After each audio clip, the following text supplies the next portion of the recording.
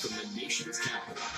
Good evening, and thank you for joining us. We're going to begin with a humanitarian crisis on the southern border that is growing larger and more dire by the day.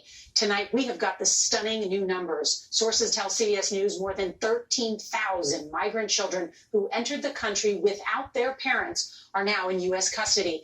The government says even more adults are being turned back every day. The Secretary of Homeland Security admitting today that so many people are now crossing the border. His department is on pace to stop more migrants than in the past 20 years.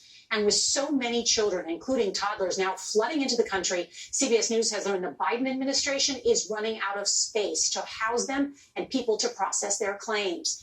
Now, President Biden said today he has no plans to visit the border right now. And DHS Secretary Alejandro Mayorkas says while the situation is difficult, his department is tackling it. But critics of Mr. Biden, including Republicans in Congress, are blaming the president tonight for rolling back the strict border policies of the Trump administration. We've got a lot of new reporting on this, along with some important headlines on 2 coronavirus vaccines. Our team is standing by. CBS's Maria Villarreal is going to lead off our coverage tonight from the southern border in Texas. Good evening, Maria.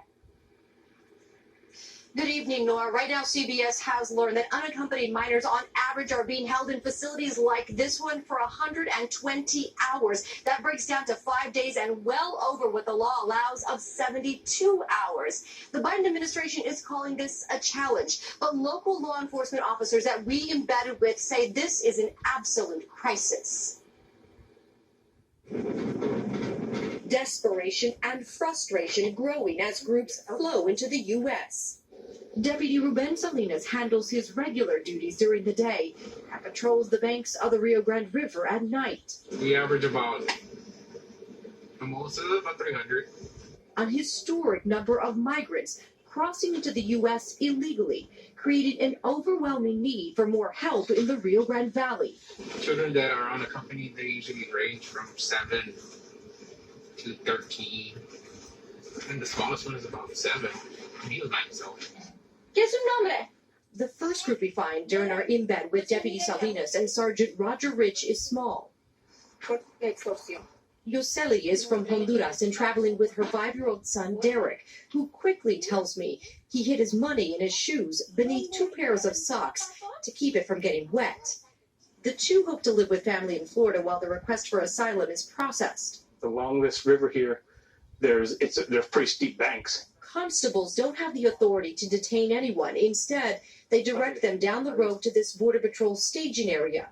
Some migrants are processed here outside under a bridge and given foil blankets while they wait. This group of unaccompanied teenage boys tells us they just crossed the river and there's more people coming. ¿A dónde eran ustedes? More than 24 are in this group. It's dark, they're wet, and there are a lot of young children clinging to their parents.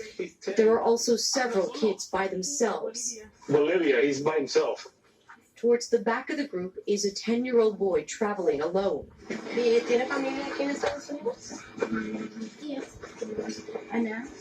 Walmir Esteban Rosales from Honduras, searching for a glimmer of hope in the darkness.